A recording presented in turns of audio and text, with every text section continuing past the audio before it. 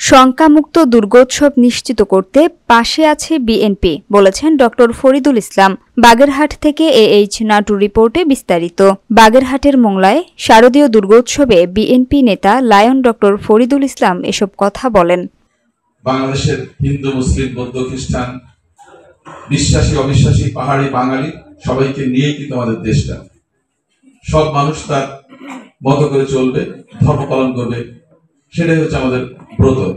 ধর্ম যার যার, দেশটা সবার, এবং তার ধর্ম পালন করার নাগরিক অধিকার তার আছে।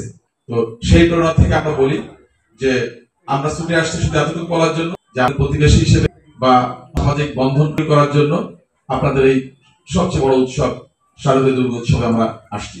শান্তিপূর্ণ সহাবস্থান নিশ্চিত হয়, প্রত্যেকটা মানুষ যেন তার যে সম্পত্তি বা নাগরিক অধিকার সেগুলো ভোগ দখল করে খেতে পারে, এখানে যেন কেউ যেন দুর্বৃত্তায়ন না করতে পারে, সেগুলো নিয়ে আমরা কাজ করার চেষ্টা করছি। আমাদের দলের থেকে আমাদের প্রিয় নেতা তারেক রহমান সাহেব কিছু দিক নির্দেশনা আমাদেরকে দিয়েছেন।